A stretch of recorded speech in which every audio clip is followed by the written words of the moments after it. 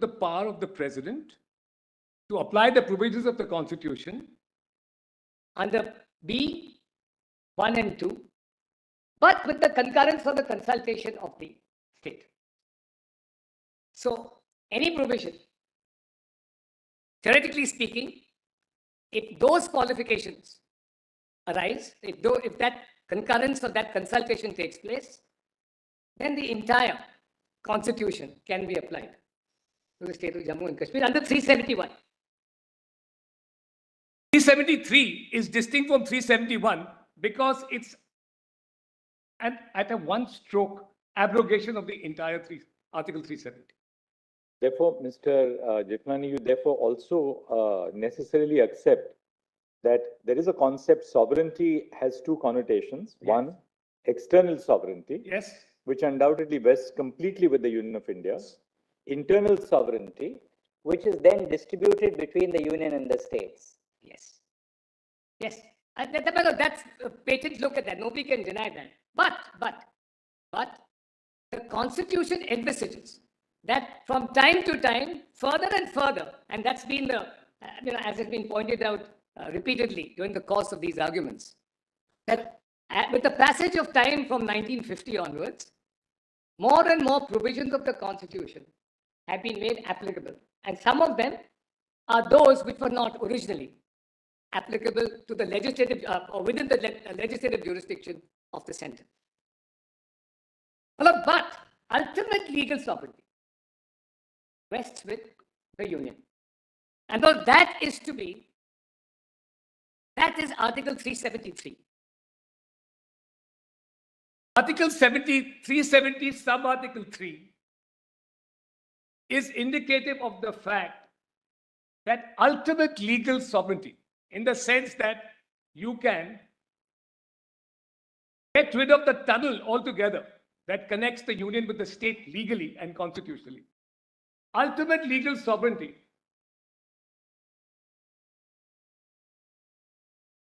rests with the Union of India. Number 373 is key, is one of the key issues in this entire discussion.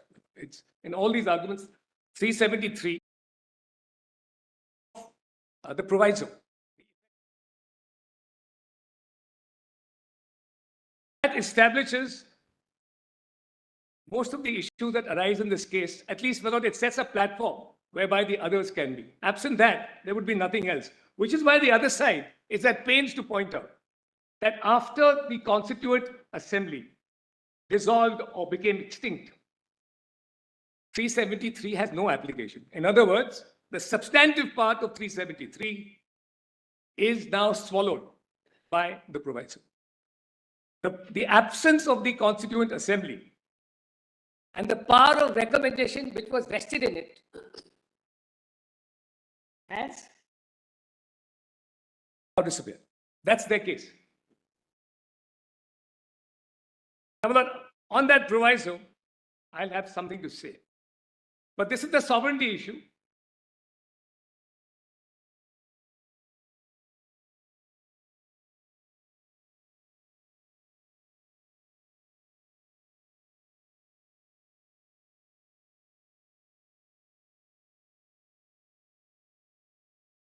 There is also Article 147, which is some indication of legal sovereignty of the state of Jammu and Kashmir. That's the amending part.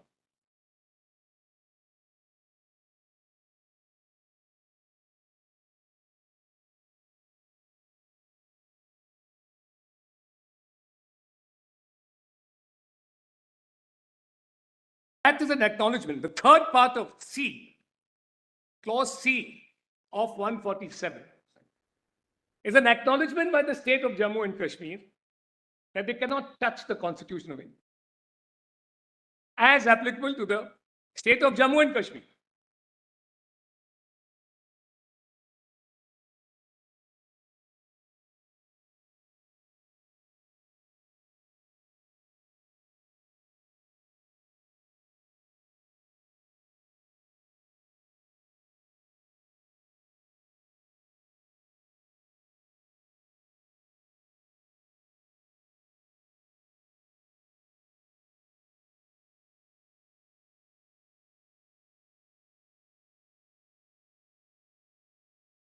Now, the issue of Article 373 and the proviso thereto, it actually dovetails into three questions which I'll just frame, which are at the heart of the controversy here. The first is Article 370 temporary or permanent?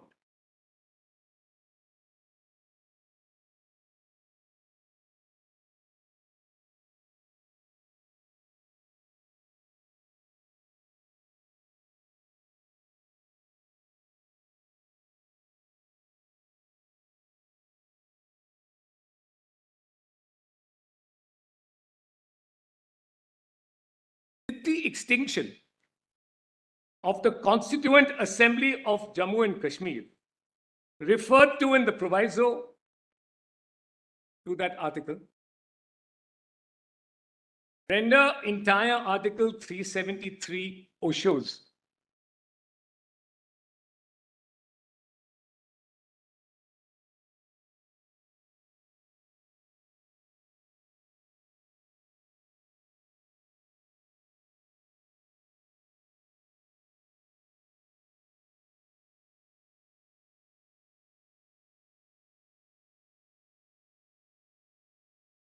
And third was the amendment by CO 272, dated 5th August 2019,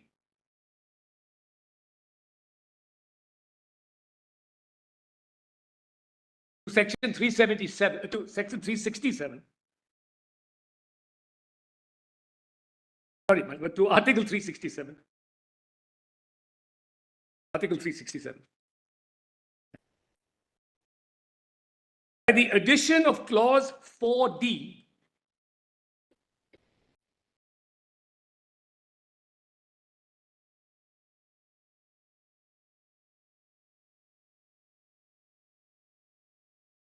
that article which made Constituent Assembly read as Legislative Assembly, was that constitutionally valid?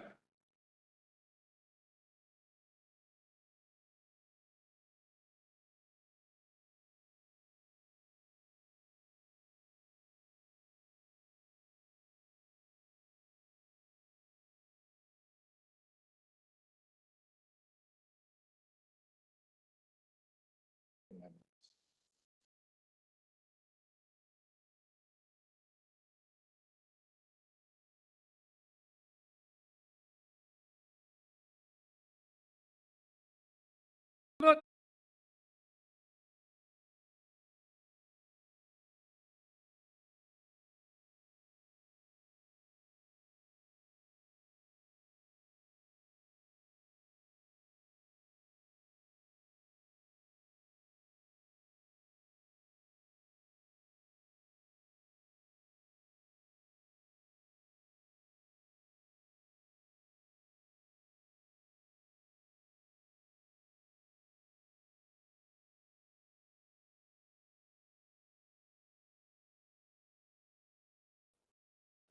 Just since we have 55 minutes now to lunch, we'll give you time till 12:20. Mr. Guru, 12:35. Then we will hear the interveners for 2 to 5 minutes, and then we'll give Mr. Banerjee the interveners between 12:35 and 12:50, and Mr. Banerjee 12:50 to 1. That's the way we'll do it. But because I have to read some extremely important constitutional orders, see, just very briefly. Give us the page. Yes, but I just want to read the portion that I'll tell your lordship what my argument. I'll come to it in a minute. Well, let's get to the argument. Yes. Let's not waste time management. I agree. Yes. My lord, as far as the temporary and permanent part is concerned, two issues have already been discussed. One is Article 370 is a provision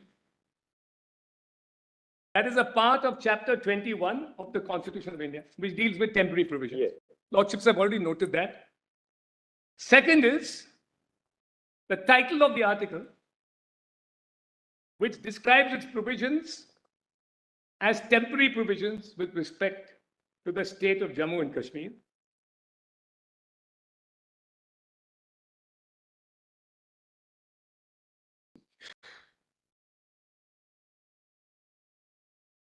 my lord, third is the effect of the proviso requiring the prior necessary recommendation of the Constituent Assembly of Jammu and Kashmir before the president can act under 373(1).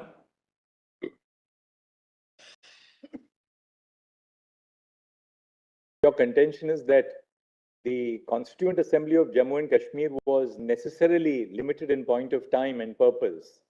But I'll tell Time, the framing of the constitution for the state, purpose, once that purpose was over, it had to come to an end. That's your submission. and one of the proviso, and not just one judgment, which I'll just give your lordship the citation. It is a principle of construction that unless clearly indicated, a proviso would not take away substantive rights or powers conferred by a section or a subsection. That's Madhu Gopal's case. And the citation is in my written submissions. Paragraph 7. Just give us the volume, PDF Yes. page and para. But I've annexed it to my note. But if your lordship wants it in the PDF, Give it to us here. We have taken it. I don't think You don't it's have to flip. it's not in the PDF. I'm not. It's not. It's not in your lordship. Case law PDF. Case law PDF. It's a very short judgment, literally 2.5 pages. Anyway, GP Singh's interpretation of statutes, a whole section on how to construe a proviso. Yes. Sometimes it's explanatory, sometimes it's an exception, it's clarificatory. But the principle seems to be that unless clearly indicated, it would not take away the substantive rights conferred by the main section. All. Not just a look at 373, and then I take you to my submissions on this most important point.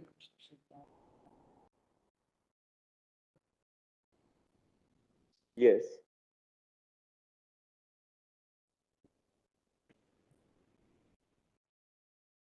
The Constitution and its provisions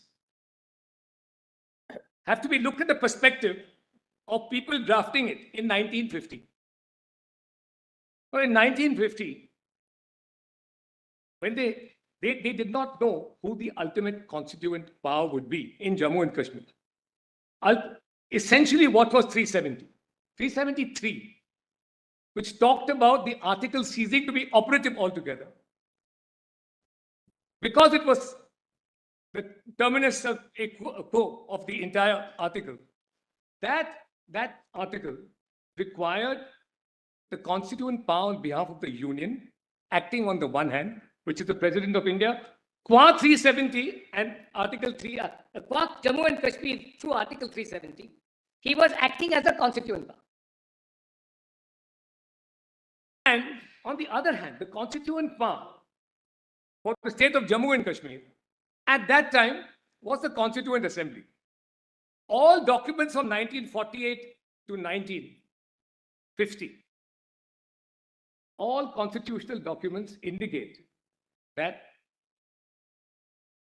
the Constituent Assembly, for the purpose of framing a constitution, was necessary, and that was the way forward, which is why Article 373 referred to the Constituent Assembly.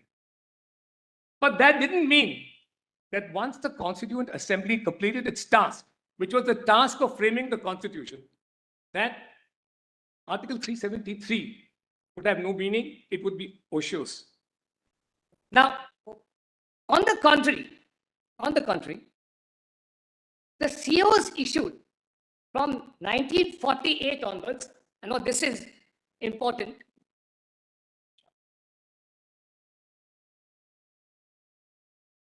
indicate two things.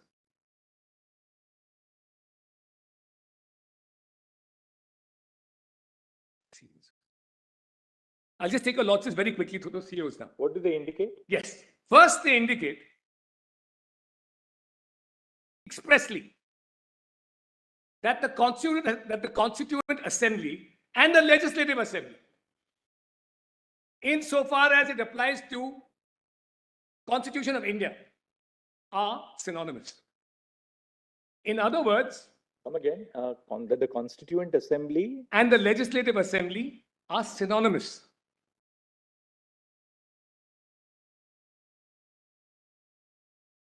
I'll point out that expressly. where do you get that from? From the various orders right up to 58, that they are to be read as the same. They are to be read as the same. Now, your Lordship may kindly see straight away the first one, which is CO10. CO10? What's the date? CO10, 26 January 1950. Now, this was the same time as the Constitution. Adoption of our Constitution. 26 January 1950. This CO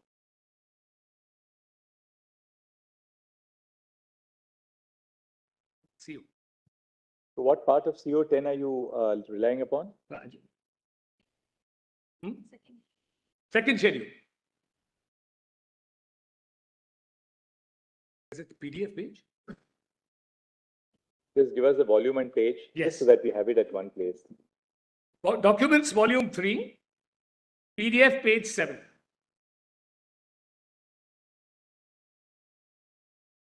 What does the second schedule do? Now, the second schedule says Articles 54 and 55 shall apply, subject to the modifications. Now, Articles 54 and 55 refers to the elections for the President of India. What's the PDF page number? Yes. Page 7. Page 7. Seven.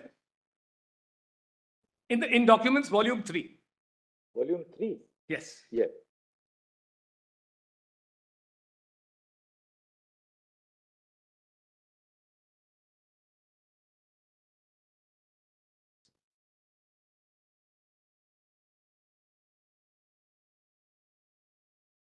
This is in column 3 of the second schedule.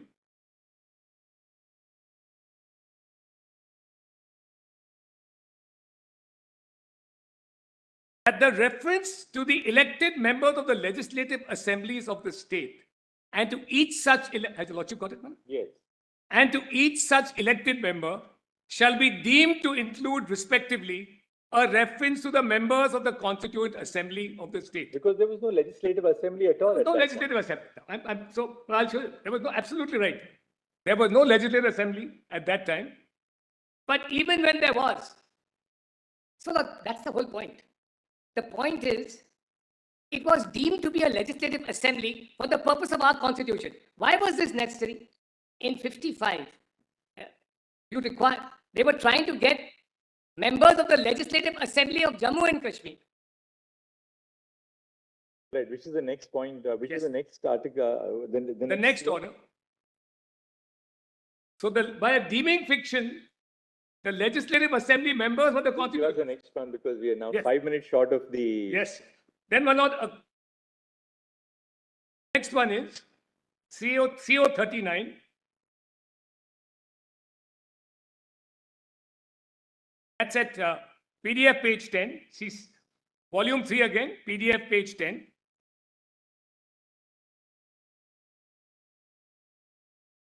CO 39. PDF page 10.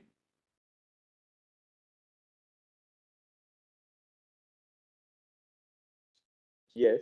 Reference to the elected members of the legislative assemblies of the states and to each such elected member shall be deemed to include respectively a reference to the members of the Constituent Assembly of the state and to each such members. However, in CO 48, which is the next one, I'm running through it now, and this was in 1954. The date of CO 48 is 15th May 1954.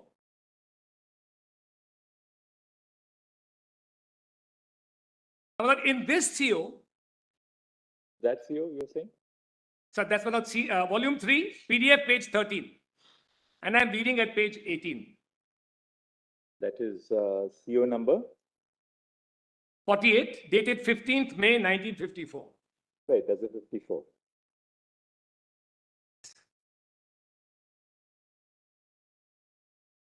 Page 18, all right. Now, my lord, in this CO, for the first time, my lord, previously it was done by COs. But for the first time, Article 367 was amended Right. as applicable to J and K.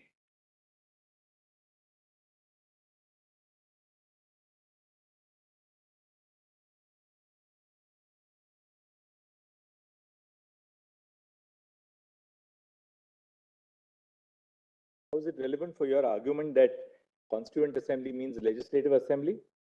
Because that's what the Union of India has done. They have amended 367. Clause D. Yes, yes. That's CO 272, which is under challenge. The same procedure was undertaken in 1954. For the first time this was done. This was also pointed out to us by, I think, the learned solicitor. In fact, that's in his list of days. It's the first exercise of 367 power. But it was even, yes. But even earlier, they were synonymous. The Legislative Assembly and the Constituent Assembly. Again, It's this 14th emanated of from May 1948. 1954. This 14th of May 1954. Yes, no, 15th of May 1950. Right, when there's no legislative assembly in Jammu and Kashmir. No, it's not. But now an amendment is made that they will be the same. Even when there's no legislative assembly. Now we are not talking about for the purpose of a presidential election. This is now for every purpose. All right, which is the next CO? Then, my lord, your lordship might just see a provision in the Constitution of Jammu and Kashmir, 85(2), 85 subsection 2. This is at PDF page 56, volume 2.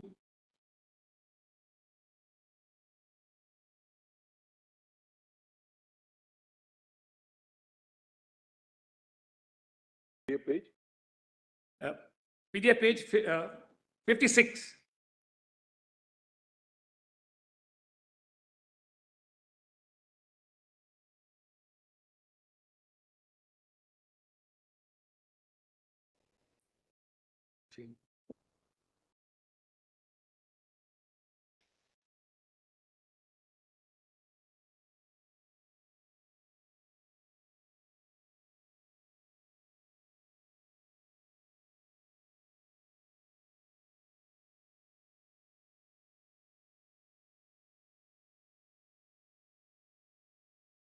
Until rules are made under subsection 1, the rules of procedure and standing orders in force immediately before the commencement of this constitution with respect to the Constituent Assembly, while discharging the functions of the Legislative Assembly, shall have effect in relation to each house of the legislature. There was only one. Subject to such modifications and adaptations as may be made therein By the Speaker of the Legislative Assembly or the Chairman of the Legislative Council, as the case may be. My lord, substantively and in matters of procedure, the Constituent Assembly and the Legislative Assembly. In fact, what emanates from all this is that the Constitution. But Mr. Jethani, Yes. the fact still remains that after the Constitution of Jammu and Kashmir was framed Yes. on 26th of January 1957, Yes. Article 367 4D was again amended.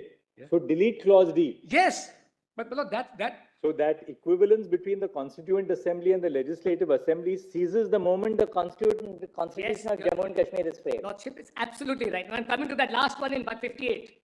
That's the last piece. But my lord, what happened is, That you will find at your volume 3, page 25. yes, your lordship is at page 25. That's.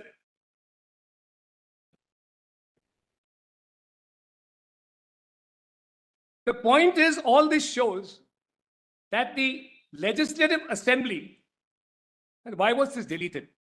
This was deleted because after the dissolution or the extinction of the Constituent Assembly, the constituent power in Jammu and Kashmir was now the Legislative Assembly. The power of amendment, in Article 368, it's in virtue of its being a constituent power that Parliament can amend. This is also recognized by at least 3 judgments in Indira Gandhi's, Nehru's case with Raj Narayan. I go back to the beginning of what I said, right at the outset, that the idea was that 373 being the final step, after which Article 370 altogether ceased to exist. The only distinction is that a legislature which exercises the power of amendment Yes, is not a constituent assembly. It's exercising a constituent power. I agree it is. I agree it is. But otherwise, the alternative interpretation would be that abrogation ceases to exist. You can never abrogate Article 370. That would be the alternative conclusion. We have to see why Parliament amended to Article 370 through 367 in the manner which it did. That's the whole challenge to 272. That is the whole challenge. And it did so because not only was it synonymous for they wore 2 hats. The Constituent Assembly wore 2 hats. The same people, the 75 people who constituted the Constituent Assembly in 1951 when it was convened, were the same people who were also members of the Legislative Assembly. Argument of the learned solicitor that independent of the amendment of Article 367, Yes. 370 bracket 3 and the exercise of that power still stands. Of course it And stands. it still survives. Because I'll tell you Lordship why. To go as far as, according to him, he has not pitched it. Though he said, look, 367 has also been used in the past. Yes. The 3 times it was used. Yes. But he has said, independent of 367, the It can still be done. power Look, will be- which is why I come to my next point. And that's one of the 360s. No, they became the successors, They were certainly the successors. If there was any constituent power which could replace the Constituent Assembly in the proviso, it was certainly only the Legislative Assembly. Now, your Lordship is right, 367 could not be the source for, that did not necessarily have to be the source for that replacement between the Constituent Assembly and the Legislative Assembly. Did not have to be a source. But it was implicit in any event. All 367 did, or the amendment to 367 did, by CO 272, was to recognize an implicit position.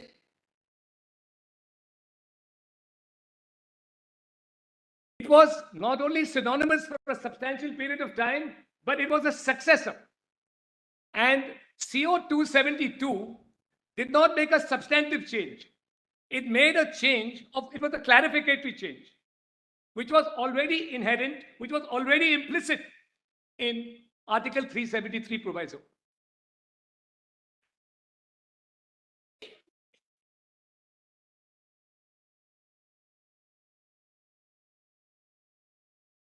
Right. Anything else, Mr. Jiflani, now? So now the Damnu's case applies. Please one look at Damnu to consolidate this argument.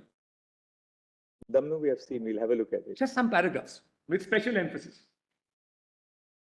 Which are the paragraphs? Just give us. Yes, I'll give a Lordship's the paragraph. But paragraph 25, I put in my list. Lordship, just gives me a minute.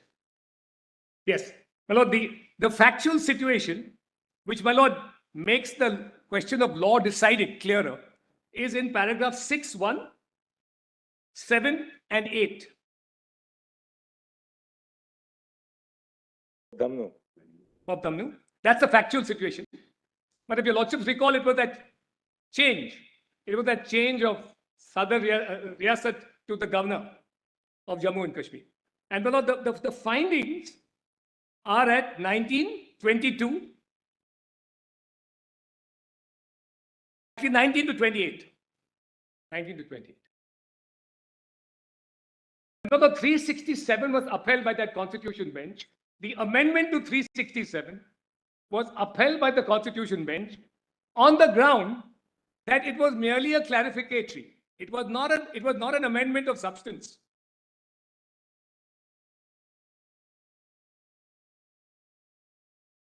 So also here, I bring my submission within the 4 corners of Damnu. All right. That this was inherent. Anything else, Mr. No, Jethani? my lord, I, Because now the second point you have covered is. my lord, and as my learned friend pointed out, that Damnu also refers to it.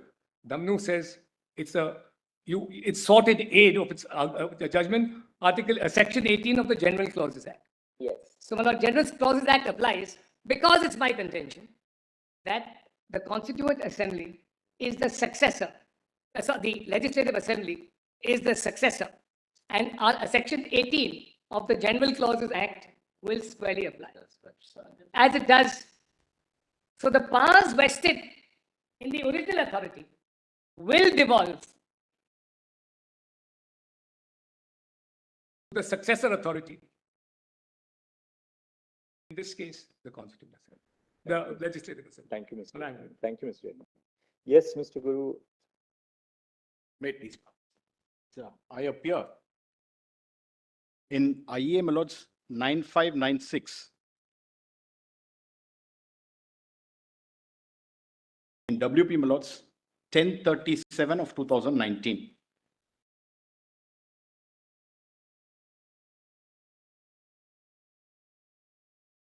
Just a minute, my lords, aside. Who are the applicants? The applicants, my lords, are persons, displaced persons from that portion of Jammu and Kashmir, which is now called Pakistan occupied Jammu and Kashmir. They represent that set of people, my lords, and their interests. These are the interveners. With prejudice to my time limit, which my lords have given, just an aside, my lords. I'm reminding myself of being that apocryphal son-in-law under Hindu law, my lords, which Sir Alladi referred to. Apparently, my lords, there was a very intricate problem of Hindu succession under Mitakshara and Dayabaga law before an English judge. The questions were getting so complicated that the judge tongue-in-cheek asked Sir Alladi, what would the son-in-law get? I believe Sir Alladi said whatever he is able to lay his hands on. That seems to be my position in terms of both time and submissions to really. What are the key submissions? Key submissions, I'll refer to this. The rights perspective is probably the decisive factor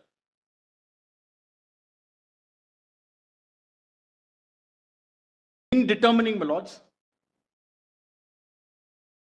the tenability of the challenge which has been mounted by the petitioners. In other words, my lords, the rights perspective will trump or override all or any contentions or allegations of processual infirmities.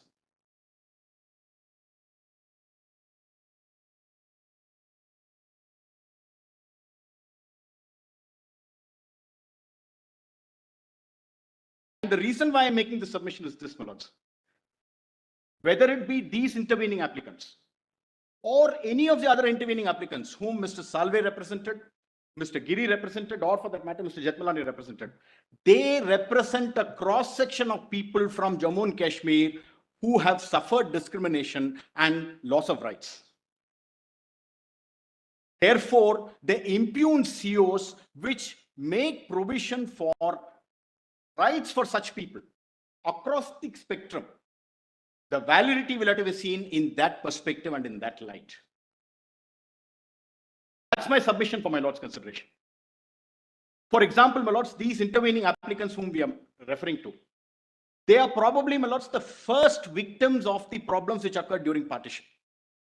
When the aggression took place and the incursion came, these are the persons who were displaced by force of circumstances from those areas, Mirpur, Gulistan, and all those places. They moved therefore to other parts of Jammu and Kashmir and to other parts of India. Now, what is really the problem that they have suffered over the decades now? Because of Section 6 of the Jammu and Kashmir Act, Jammu and Kashmir Constitution, and 35A of the Constitution of India is applicable to Jammu and Kashmir. 6 purported to set out who permanent residents are.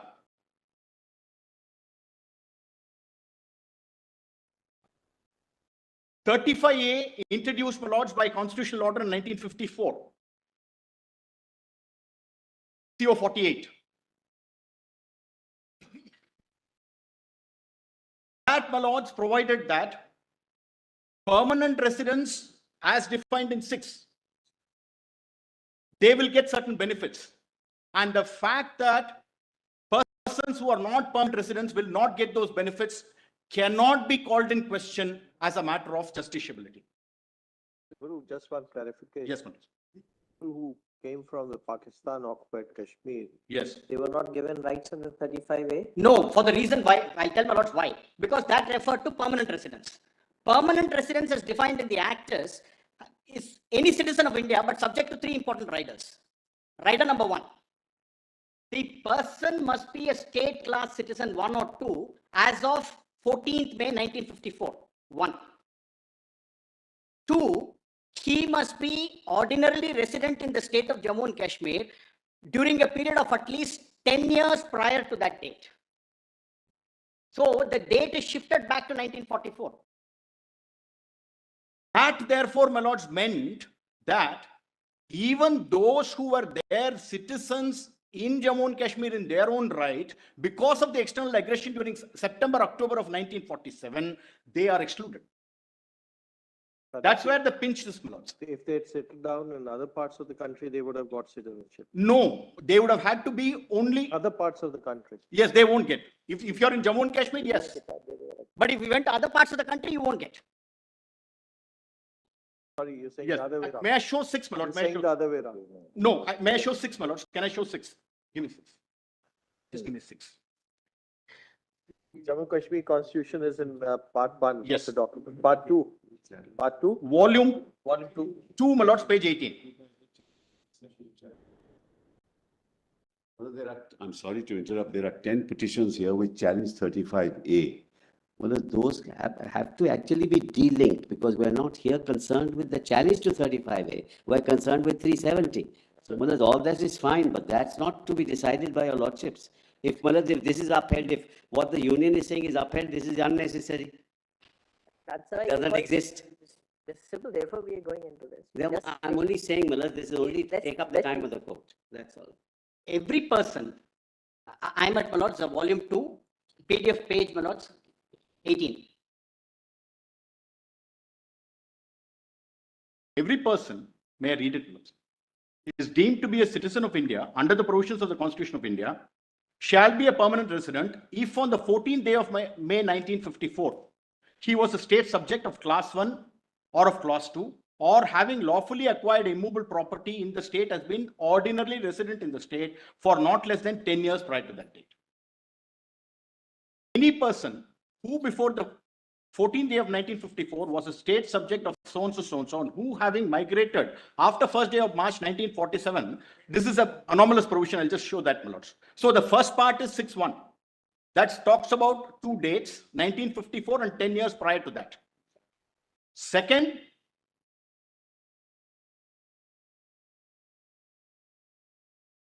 It's an alternative. A and B is an alternative. that's right. Or, that's right. That's right. But then in terms of actual application, they have always been applied together.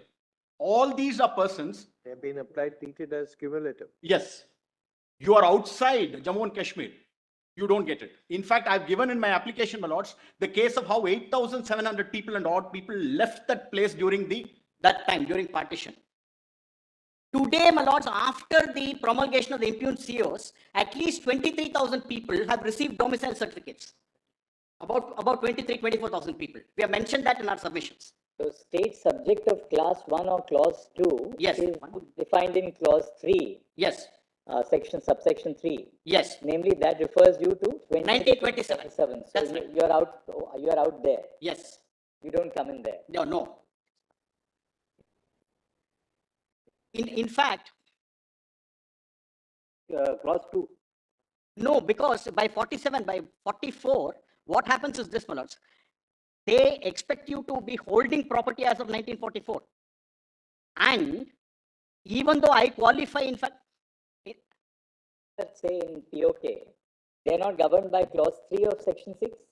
No, my lords, what will happen? They will be governed by clause 3. That's why I'm saying it is applied cumulatively. You should be a state citizen, state subject of class 1 or class 2, and you should have been holding. It says or.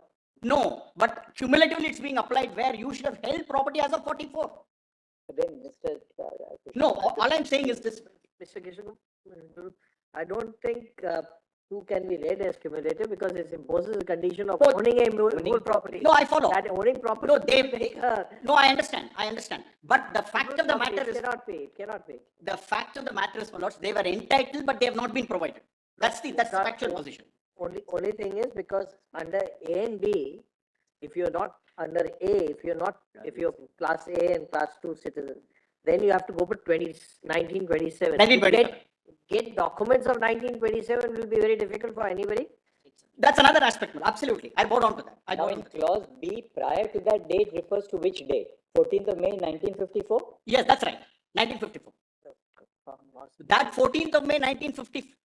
Yeah, for clause A, subsection 3 applies. That's right, 27. That is the 1927 order. Correct. For clause B, you have to own property and you must have been ordinary resident at least for 10 years prior to 14 May 1950. I vote on.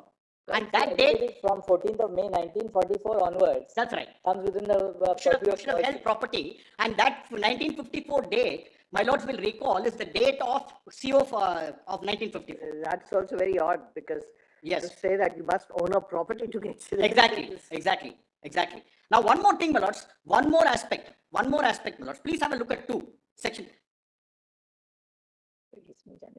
Yeah, that's right.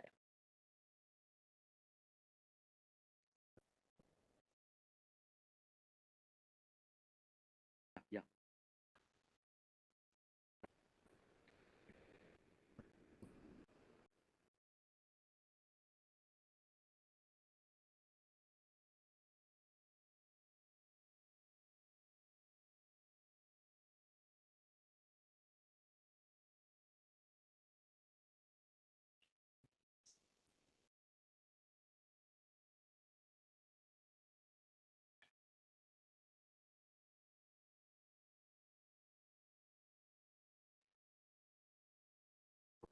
It's a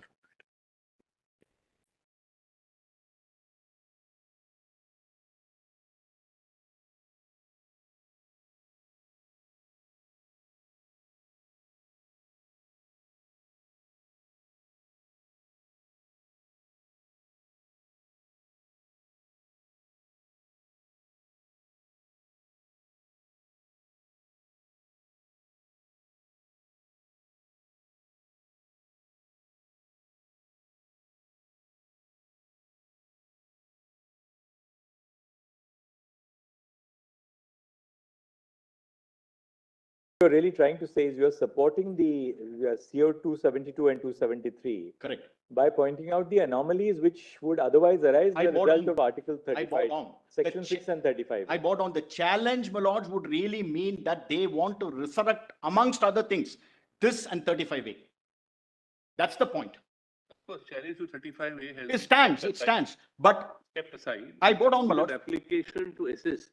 Otherwise, that challenge has been kept aside to await the fate of the decision. I bow down, my lords, but then I am saying that this is important. A provision which doesn't exist as of now cannot be challenged. No, that's true. The effect of upholding the COs is to ensure that, my lords, this anomaly doesn't exist anymore.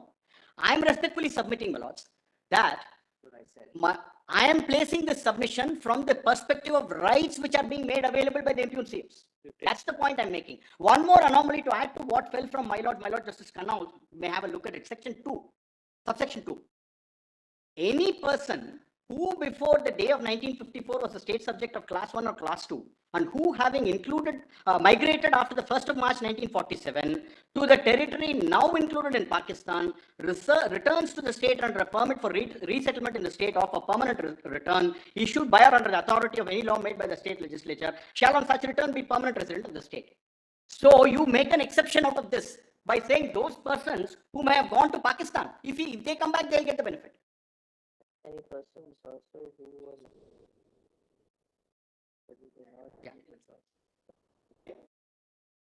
The anomaly is writ large. no this included in Pakistan will not include Pakistan and occupied. No, it won't. That they are very clear. It will not include Pakistan. No, it won't. That's why a separate provision is brought in. It will be portions other than POJK. There is one other, my lords, very ironical aspect. The Jammu and Kashmir constitution makes provision for seats for POJK in the assembly, but says because it is under. 1 minute. Time is up. That's why. Now there are two other perspectives I'll place and then I'm done, my lords. In fact, this is something which nobody has referred to. That's the reason why I'm even troubling my lords with some of the nitty-gritty of this, my lords. So this is one aspect. 35A, just have a look at that for a minute, my lords. Now, because there's a striking parallel to 31B under the constitution. Koilo, please see the kind of dilution which took place in Koilo. Just have a look at 35A for a minute, my lords. This will be volume 1, PDF page 90, 99.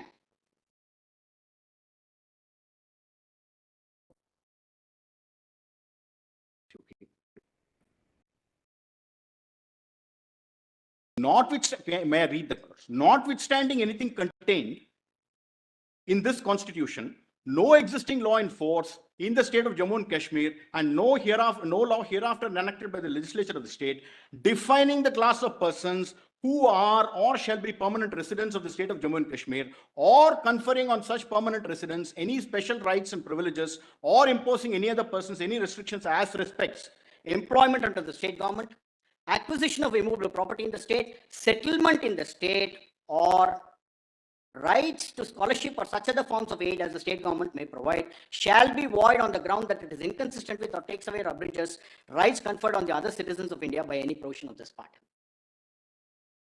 Now, 31B, my lords, under the constitution provides that anything included in the 9th schedule shall be immune from challenge on grounds of violation of part 3. Guru, now I also note that in your written submissions, you have Yes. really highlighted, what was the anomalies and what has been restored now. Exactly. The rights perspective. That's right. I think let's go into the next. Just three more things, my lords. I'll take only 3-4 minutes, my lords. Now, 31B in Koilo, my lords, very extensively referred to the foundational value of the fundamental rights. Golden triangle of 14, 19, and 21. I've given all those paras in my submissions, my lords. In fact, I've given the extracts of all those paragraphs in Koilo. Now, ultimately, my lord said, you cannot take away judicial review and any law included in the 9th schedule can be tested on the anvil of basic structure. Now, surely you cannot have a position, and that's what petitioners are bargaining for. What was there in the original constitution, my lords, this is the approach of this honorable court. The petitioners can't bargain for a position where the Jammu and Kashmir constitution, which is admittedly inferior in terms of, my lords, the constitutional governing instrument than the Constitution of India. They have something better than that. This is the kind of importance which has been given under the constitutional scheme of India. In fact, 31B itself, my lords said at one part in paragraph 78, just make a note of it. The validity of 31B was not in challenge, and therefore my lords did not go into it. My lords assumed that in Shankari Prasad and in Sajjan Singh, it was upheld, therefore my lords didn't go into it. But instead, judicial review cannot be excluded. And you cannot say, by placing it there, I'm making it immune to challenge. That's precisely what 35A purports to do. That's the second part, my lords. Third part.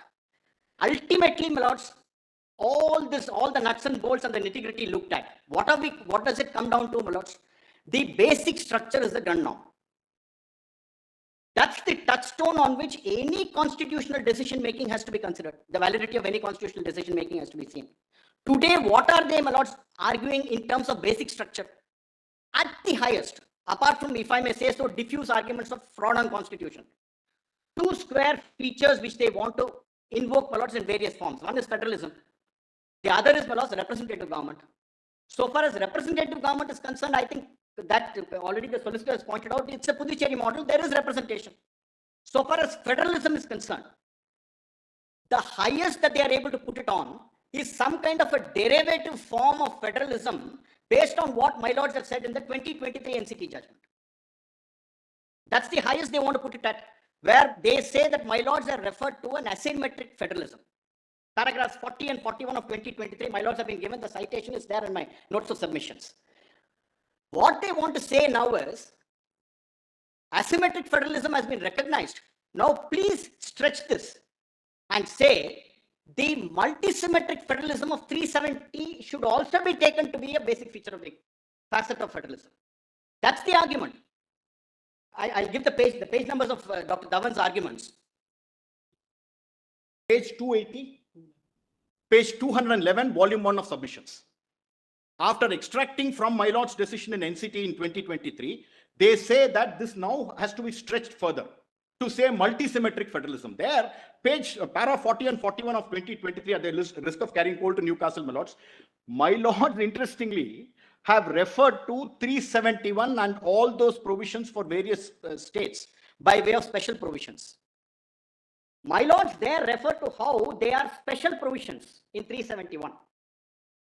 And it is on that basis, by relying on the marginal note. My lords have pointed out how constitutionally some kind of asymmetric arrangement has been made. So it is on the basis that it is a special provision in 371. Today, what they want to do is equate 370, which is temporary, with 371 special provision. I hope I make myself clear. Therefore, that is why I said it's a derivative argument they want to make. 371, my lords consciously referred to the marginal notes and said how these are special provisions, and that's how they provide for special provisions.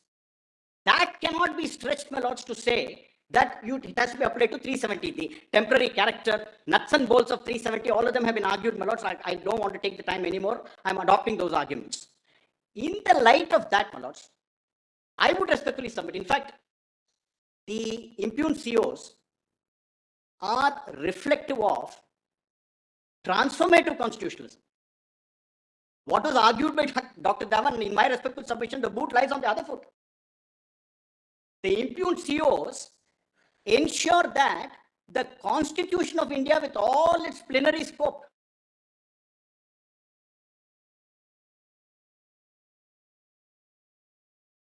applies to the state.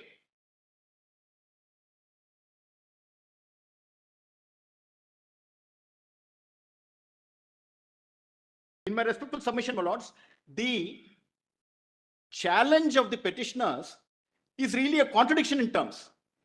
Because this is a case where the application of the Constitution of India, the plenary document, is sought to be challenged. The effect of the COs is to ensure that the entire Constitution applies to the state with all Part 3 rights, with all the other provisions.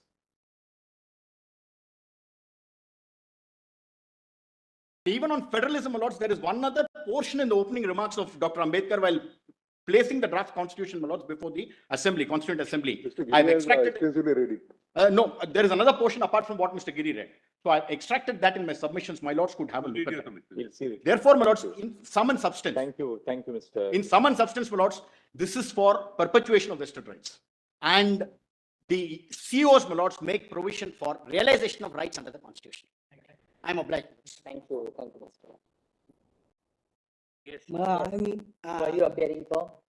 I am for the writ petitioner who had filed the writ petition in January 2018 against the effacement of all articles in respect of me in relation to Jammu and Kashmir. Part 3, effacement of Part 3, a core value from the Part 3. I challenged that before this court, and that has been tagged. Enough has been argued, but I am arguing for class, that's Radhika Gill versus Union of India. Which is that? Radhika Gill versus Union of India, and my synopsis is that page, the compilation is 426. I'll take only 2 bits, Mal.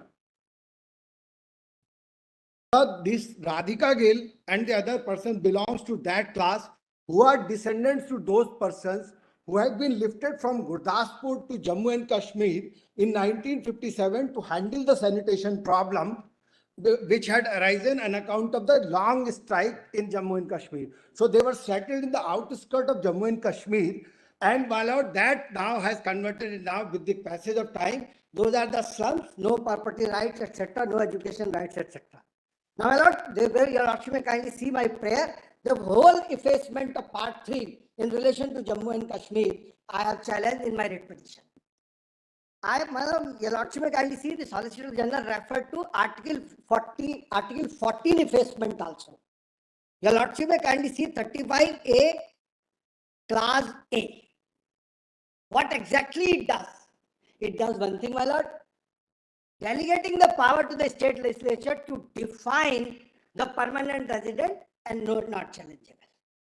That's what, my lord, the delegation has been done to the state government, state legislature, my lord, in this class 1, your lordship, defining the class of permanent resident and delegating it to state legislature and not challengeable. So, my lord, your lordship have not allowed such a delegation to the state government so far as the part 3 aspect is concerned. So that's what the solicitor said, that core value of Article 14 has also been taken away. And with the aid and assistance of this delegation, Section 6 was incorporated, and this is nothing but a homage to defined ancestry and none else. Whosoever is there on a particular cutoff date, I was there in 57 only, my lord. So my predecessors were in 57. And we were there, and now we are denied. I am born there, and at least no fundamental rights are available to me. That's why I challenge that right to education. Right, Section 6 has also been challenged in that petition. Now, your lordship, I am now, so far as my synopsis is concerned, paragraph 17 and subparagraphs have dealt with three aspects. One is the powers precedent are constant in nature. The lordship may kindly see paragraph 7, subparagraph B. That's argued. That's now, one thing. Relationship between 368 and Article 37. That's been also argued. No, yes, I have taken this. I have taken this here in that. Thank you. Thank you. Anything else? Yes. Yes. What about you? I am appearing in IA number 153121. IA number 153121. 15153. 153121 of 2019. That's Roots in Kashmir. Roots in Kashmir is an organization which is espousing the cause of Kashmiri migrants, now called displaced persons. Since 1989, there are 5 lakh people. That's one petition. Number 2 is Dr. Charu Wali Khanna. That's a substantive writ petition in 2017. 369. That is, just give me number. What's the number?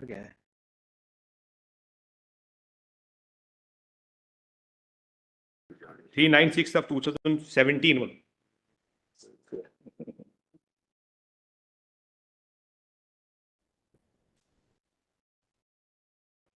Submission is, I am given detailed written submission, that are conjoined written submission, volume 3, page 444 to 456.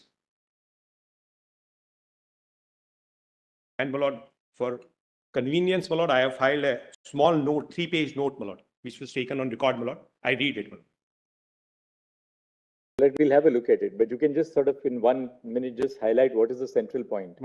I'll say, the instrument accession dated 26/10/1947 is final, an issue of proclamation, and the Article 1 and is completely applicable. So it has it's being an integral part of the India, domain of India. Then, I say, something which has not been argued. It's not. I say, with respect to the Article 370, which has been raised, herein, that the devolution of power of Constituent Assembly is transferred to the Legislative Assembly, as there is no Constituent Assembly as on 57. Therefore, it's not the. That has already been argued so many times. No, it's not.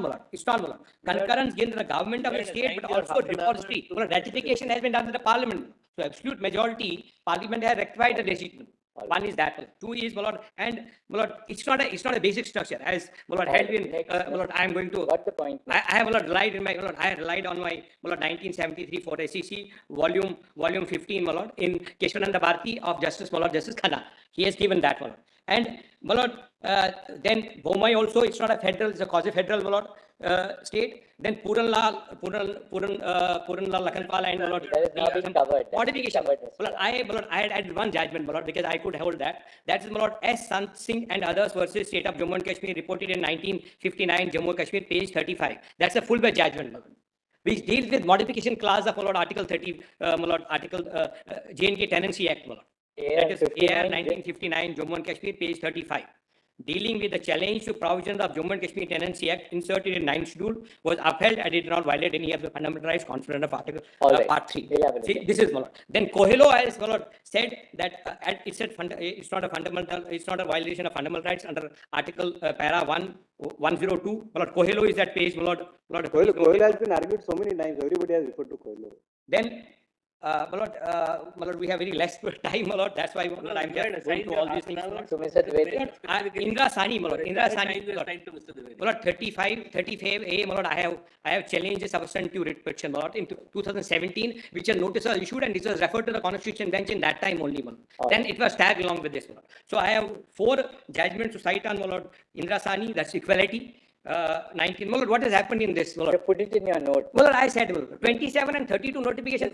We have 3 minutes now. Let's hear some other people. I'll take 3 minutes. I'll take 3 minutes.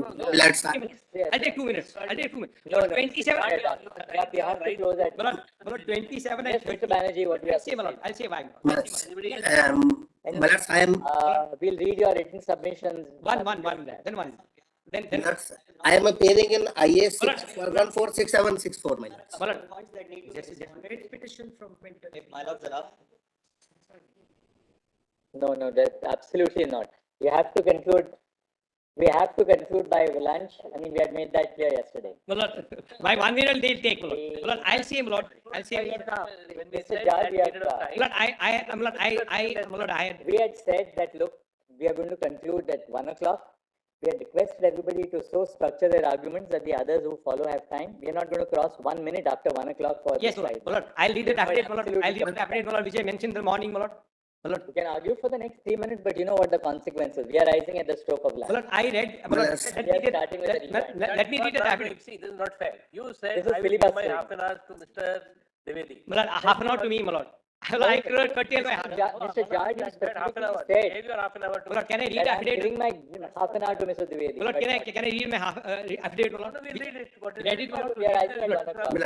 Malad, in my affidavit, Malad, I am making only one submission, Malad. The Let element Mr. of Don't civic make a statement consciousness or must also affidavit apply that to legal effect arguments that he is a citizen of India and he doesn't, Malad, support terrorist states, Malad.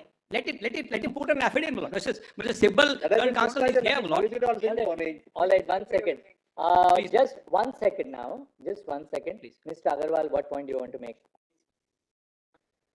Formulate it, come. Affidavit.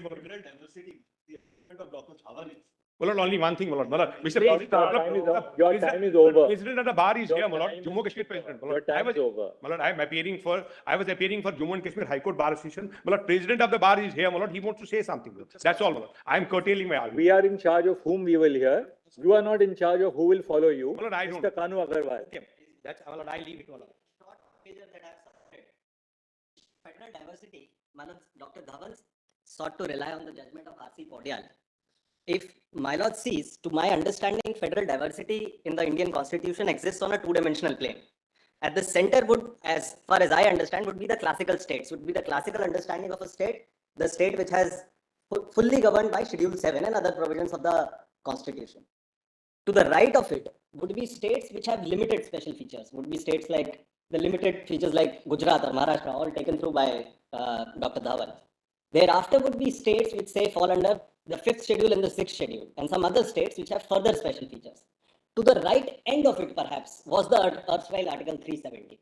What the petitioners forget, my lords, is that there is a scale to the left of it as well. The scale to the left of it is the union territories with legislature, is the union territory of the GNCT of Delhi, and further, perhaps, pure and simple union territories.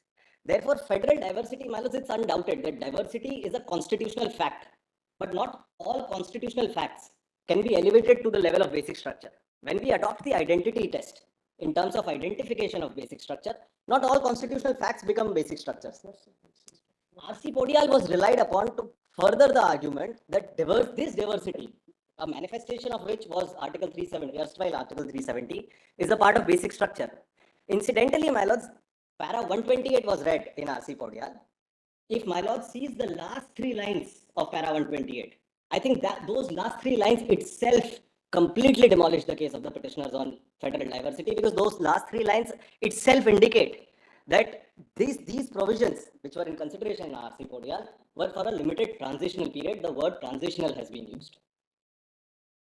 Therefore, my lords, as far as the fact that federal diversity may be integral, it would not necessarily lead to it being a basic structure.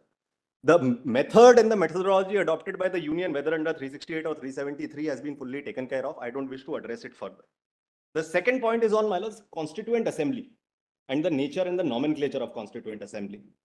Mr. Gopal Subramaniam specifically highlighted that There are no hierarchies. That was his submission, that there are no. At a normative level, that's an absolutely correct statement. There cannot be any hierarchies in Constituent Assembly. However, there are not many things that move on a normative level in Jammu and Kashmir. There are three facts in this regard that my lords need to see. There are two kinds of constituent power. One is original constituent power, and the other could be derivative constituent power. It was on this jurisprudential basis that Keshwanand Bharti was delivered and thereafter other judgments, which state that the original constituent power is always with the original Constituent Assembly, the plenary power. But derivative constituent power is something that is always with further legislatures, the parliament in this case. Therefore, the question that we need to interrogate is whether the Constituent Assembly of the Jammu and Kashmir Constituent Assembly had any original constituent power. The three facts, which according to me clearly point towards the fact that they had no original constituent power, were A, it was established under the proclamation of a Maharaja that had already signed an instrument of accession. Number two, Just one second.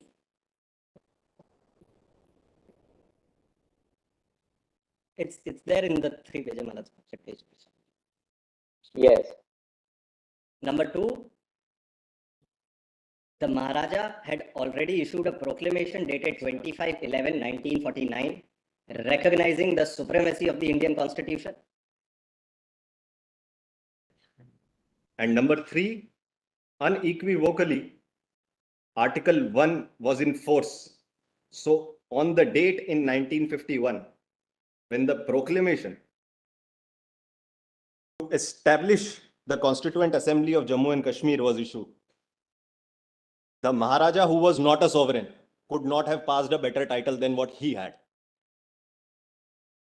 If he was not a sovereign, the Constituent Assembly of Jammu and Kashmir could never have been a sovereign Constituent Assembly, could never have established a sovereign constitution.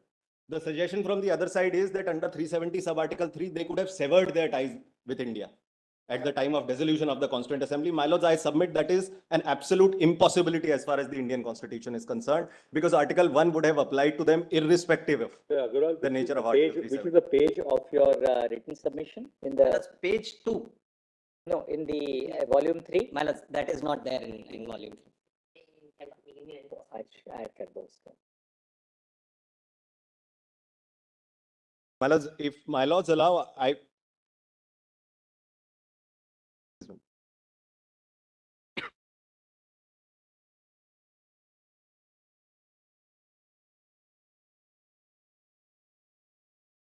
All right, thank you. Please, my lords. Just one more aspect, my lords. Yes. If the J&K Constituent Assembly had no original constituent powers, it automatically exercised only derivative constituent powers. If it is exercising derivative constituent powers, it is akin to a legislative assembly. My lords, one of the letters that was highlighted by Mr. Shankar Narayan was a letter by Rajendra Prasad to Mr. Nehru. My lords may remember 1952, 6th of September, I think, 1952 by Rajendra Prasad. That letter finds mention in Mr. Noorani's book at volume 20, page PDF 222, I believe. Mr. Noorani has done a lot of research. He should have also pulled out the letter which was written by the then Prime Minister, Mr. Nehru, in reply to the letter of Rajendra Prasad. Mr. Nehru wrote a letter dated 7/11/1952 to Mr. Rajendra Prasad on a host of issues, after Mr. Rajendra Prasad had also written a letter to the then Home Minister, K.M. Munshi. And he highlighted the fact that how this issue has been discussed with the law officers of the union at the highest level, with Mr. Gopalaswamy Iyengar and with other people. I have annexed it to my note, my lords. And therefore, requested the president to consider passing the CO. That was on 7th of November 1952. Within 8 days, my lords, the learned president passed the CO 44, which was 15/11/1952 under 373, thereby changing Maharaja to Sadar Riyasat. Therefore, my lords, I think the SG had also pointed it out that actions speak louder than words. That is all that I have. Yes, Mr. Vikram. My lords, I'll just make a small submission. My lords, my submission is this. My lords have seen the original constitution. The original constitution. Biju, move towards the center.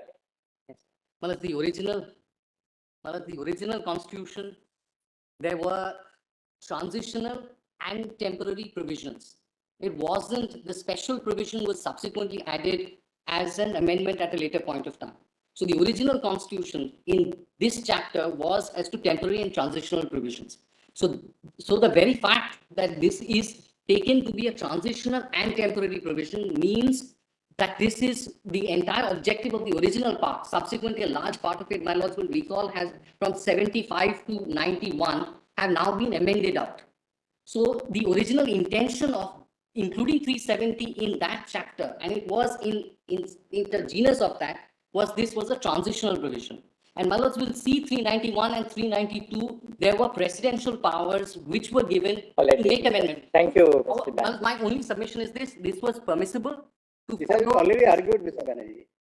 Thank you, Mr. Banerjee. Now, Ms. Pathak, come along, come forward. 1 second, we'll call out. We're calling out people. Don't jump the gun. Yes. 1 minute. 1 second, Biju. Yes, I'm sorry. Yes, Ms. Dave. What do you want to? I'm appearing in an IA 171722 of 2019. So what's the point? Tell us. Well, the point that I'm making is, well, as the permanent residentship, well, as no one has talked about the rights of the women that were taken away. So the permanent residentship would not come to the women who have married outside the state of Jammu and Kashmir. So, my lords, That was set aside. That was ultimately constitutionally. yes, my lords, state of J&K versus my lords, Dr. Sushila Sahani 2002 judgment. In fact, the full bench of the Jammu Kashmir High Court held that they will have permanent residentship even if they marry outside. But the state then, my lords, the learned AG there made a statement that they will not get, in fact, my lords, the right to employment, right to scholarship, as well as the right to hold immovable property was taken away if you marry to a person who is outside the state of Jammu and Kashmir. Thank you. Well, it's my written Thank you. submissions. Yes, we'll take. I have. What is your page of the written submissions? I'll give it to the learned court master, my lords. We had submitted to the nodal council. All right. 2 pages only, my lord. Volume 3, right? Yes, my lords. There's one Yes, thing, Biju. my lords. We have got these rights now after 2019. Can a writ petition filed under 32 take away fundamental rights given to the other citizens of the country, my lords? Is my respectful submission. I'm obliged, my lords. Yes, my lord. Yes, Biju. I'm appearing for my client who is a retired major. He dedicated his substantial time in the area in question, which is J&K. And my lords, my IAS 171000 of 2019 petition civil number 1082 of 2019, my lords. Kindly note this because my. Did you just make a point now? Yes, my lords. 171000 of 2019 is WPC number. Incident you just made for. Just what's the substance? What's the point and substance? My point is this, my lords. Before that, my lord, page 5152 525 of volume 3, my written submissions, where I substantiate what are the ground realities, where I substantiate what was happening, as my lords already asked. My lords, what is after going again and again, 370 sub-article 3 provides so there is a special provision. And if it is non-functioning, then what is the way out? This point has been argued. What is the, Come on now, tell us something. What is the next remedy, my lords? My respectful submission, my lords, is extremely clear in the Constitution of India, Article 368(1). Then 2 is saying that, 368(2) says that if so and so articles or chapters, if you are going to touch, or if you are going to touch basic structural principle, then you have to have the ratification of the 50% of state governments. In that subclause 2, there is nothing to do with 370. So 368(1) is starting itself is, my lord, extremely important, that language, that notwithstanding anything contained in notwithstanding anything. Biju, we got the point. You got the point. Thank you. Sir, one more. Biju, there's somebody at the back from Srinagar, Jammu, who is. This is one area, my lord. Then my respectful submission, my lords, what I read again and again, my lords, I was repeatedly reading my lord judgments from 1950 onwards, at least 5 judgments, which are constitutional judgments, saying that there is every power for the Indian Parliament and the President of India. That time, my lord, separately indicated in paragraph. We'll see on that. Yes, yes. What is your point? I'm grateful just for the time. Lords, I'm appearing in 108 and 43 of 2018, Lords. There's an IA filed, Lords, by the Bar Association, High Court of J&K and Jammu. Now, Lords, I adopt, Lord, the submissions of the SG and everybody, Lord, who is supporting this, Lord, CEO. One submission, Lord, if the Honorable Court would permit me, is that whether, Lord, at this 76th year of our association with a country, a question mark, Lord, on our nationality also would not hit, Lord, in the extended interpretation of Article 21. If I would seek the Honorable Court's indulgence, Lord, that whether right to live with dignity, Lord, starting from Maneka Gandhi's 78, would also include, Lord, a right to have a nationality after having lived with the country and identified oneself with. So, Lord, we take pride in being Indians outside of India. But when it comes, Lord, within India, can there be somebody, Lord, allowed to raise a question mark on our nationality? Because, Lord, when I was, Lord, following this, Lord, debate on the VC from JMK, questions like referendum also, Lord, were addressed. Now, in this, Lord, 75th Golden Jubilee, which we say, if not at this point in time also, a question mark on our identity with a particular nation where we have contributed and will live with pride within India, if this is still, Lord, is hanging in balance, though, Lord, we owe our, Lord, gratitude to the Constitution that this debate is still permissible. But then, whether the Constitution, Lord, can be so flexible as to include a debate also as to a person who has contributed a lifetime. No, this is the third generation, Lord, into it.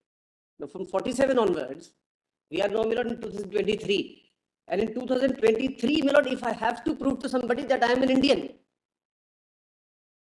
whether, Lord, my life is actually a life of dignity, is, Lord, my humble submission. I'll seek honorable bench, Lord, indulgence. Thank you very much. Thank you. Lords, 35A is linked to Section 6 of the Constitution of Jammu and Kashmir and is linked to 370. If 272 and 273 is not upheld, what the consequence is that there is a tap on the application of the Constitution of India, including Part 3, which can be turned on, turned off at the discretion of the state government, which by itself is inherently discriminatory, abusive. Yes, which has been therefore, apart from IR Coelho, I think most important is Puttaswamy, where your lordships have upheld the socio-economic interpretation, because for a long time fundamental rights were essentially social in nature, but an economic angle has been brought about. Our problem is we are being deprived of that. One very brief point, my lords, the consistent position of Republic of India, and I deliberately say Republic of India, before the United Nations Security Council is that there was no sovereignty of any kind, slightest nature, residing with the state of Jammu and Kashmir, neither under international law nor under comparative constitutional law. For comparative constitutional law, there's an opinion of Dr. Ambedkar, which is in my submission, where he said why there is not even an iota of sovereignty with any princely state, including state of Jammu and Kashmir.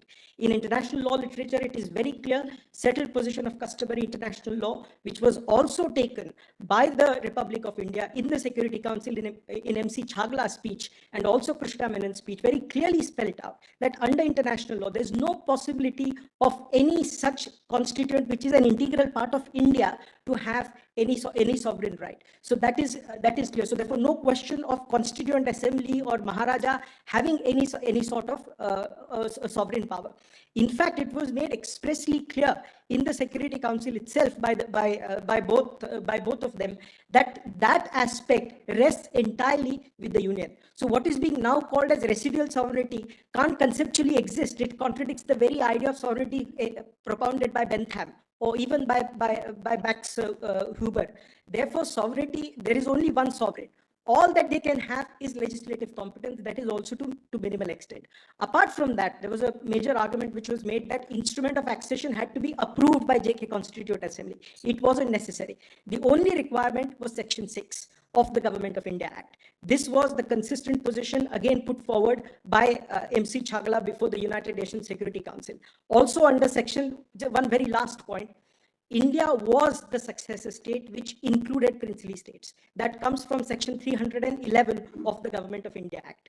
Therefore, by virtue of that, India already a singular entity, where all sovereign authority rests with the union and the constituents don't have any other power. To use the phrase of Krishna, where there are sub-sovereign entities. Advocate General, and nothing for UT. Yeah. United Nations. This is past history. There is nothing in United Nations or any. It is our internal. Yes. Yes, my lord. Yeah. Or only thing I was saying, that's the position, that there's no such internal. Being the AG, first of all, I subscribe to the submissions made by attorney and solicitor general and my colleagues on this side. One aspect perhaps need to be brought, but the basic fundamental rights include the health also, and health generates from the health medical education. All judgments, whenever it would come, I am passing a judgment to Lordship just now. But kindly see the plight in J&K.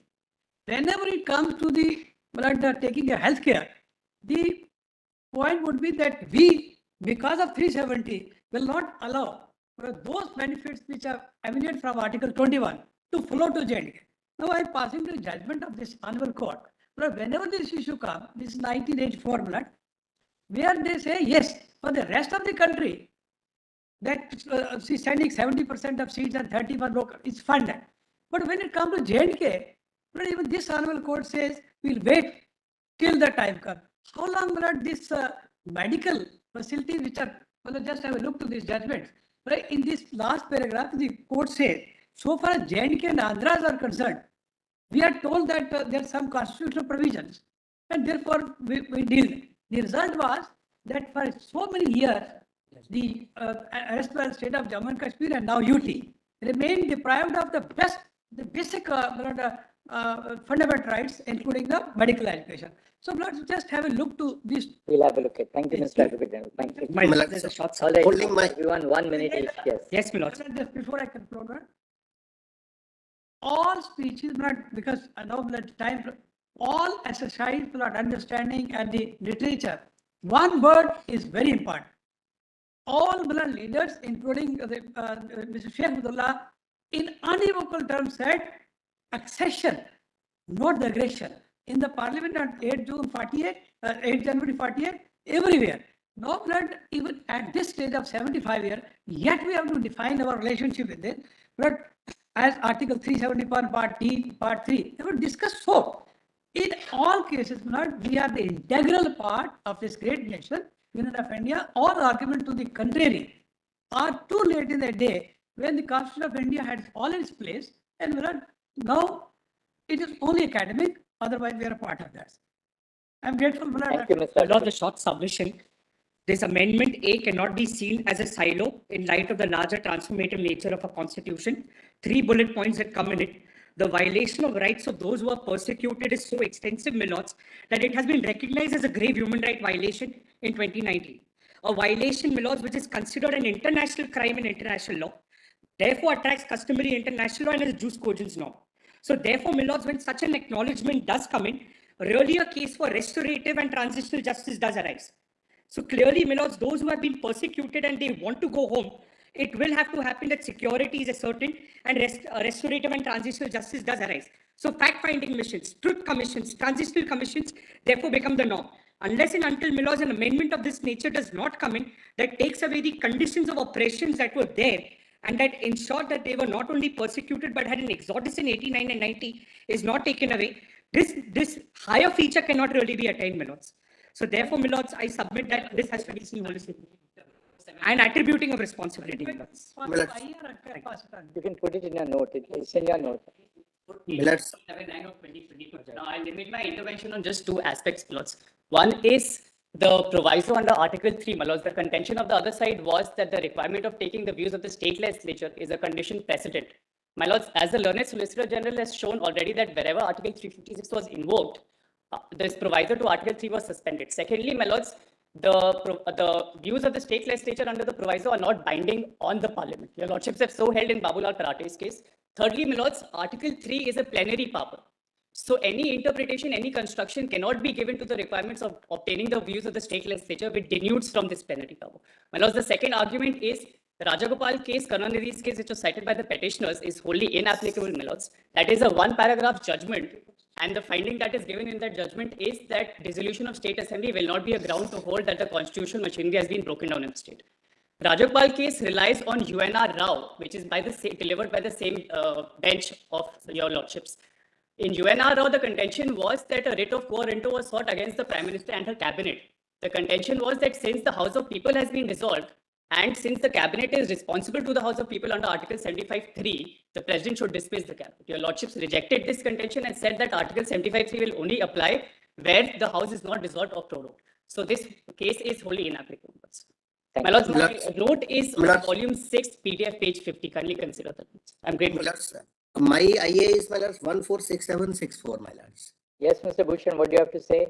Yes, my lords. I have to say, will make only one summation that this temporariness and permanentness of Article 370 has to be looked through the prism of word further in the preamble of Jammu and Kashmir, read with Section 3 and 147 of Constitution of Jammu and Kashmir also. Even Constitution of Jammu and Kashmir has not given power to itself to amend Section 3, where it is said that it is and shall be the integral part of Jammu and Kashmir Constitution of India. And second is will of people. This was argued strenuously. Lordship, I appear Yes, for, Dr. Khanna. Lordship, I appear for Youth for Kashmir, Pannu Kashmir. We were the people who were displaced in 1990s, whom I represent. Lordship, my first point of submission is when the instrument of accession was signed, that day it was complete and formal integration with India. And That point has been made. What is the next point? Lordship, the second point that I wanted to make, that because of 370, there was no economic integration with India. That was we were making. And the other point I wanted to make was regarding the women's right, which Ms. Pathak has made. And Lordship, the final point I want to make it till 2016, even transfer petitions could not be filed in this court. Under the regular provisions, we have to approach under 32 or in the other provisions. Thank you. Yes, yes, sir. What do you have to say? 19618, my lord. In my matter, my lord, no counter, no Indian submission has yet been filed, my lord. I got a letter circulated on 27th July, my lord, praying therein that I shall be able to file for written submission only after hearing both the parties. May kindly be allowed to. What? What is that, SLP? 118, my lord. Filed by whom? Filed by whom, actually? You are the SLP petitioner. My lord. What is the order that you are challenging? My lord, I am challenging the order passed by the High Court, my lord. I saw there, my lord, to declare Article 370 a left provision. Second, my lord, declare separate constitution for the J&K void ab initio. My lord, that I am seeking permission. I am seeking permission to file written submission. In view of my letter, my lord, which I circulated on 27th July. So we'll come back after. Yeah, during recess, may I just file my submission so that they are on record? My lord, after going through my They are longer. I have to reply, Manoj. I have to reply. They are longer than the main arguments. I'm sorry. You can open your submission. We'll see. That's what I'm saying, Manoj. That I will. We'll hear you, Mr. Sibil. After lunch, we'll hear you. In the meantime, I should be able to file, Manoj. They are longer than the main submission. One second. You have filed hundreds of documents. I never objected. Even my first submission, you never. What is all this? At lunch. We'll My hear lord, you at lunch. written submission may kindly permitted to Yes, file, yeah. my lord.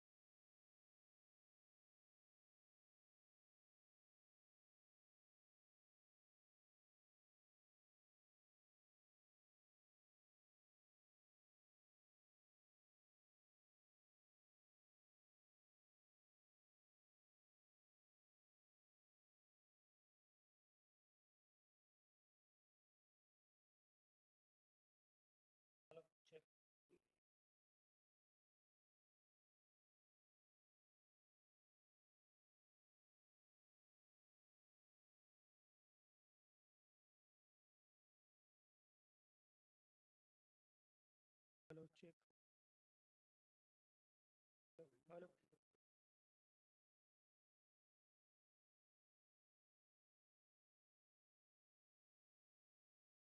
Hello, check. Hello.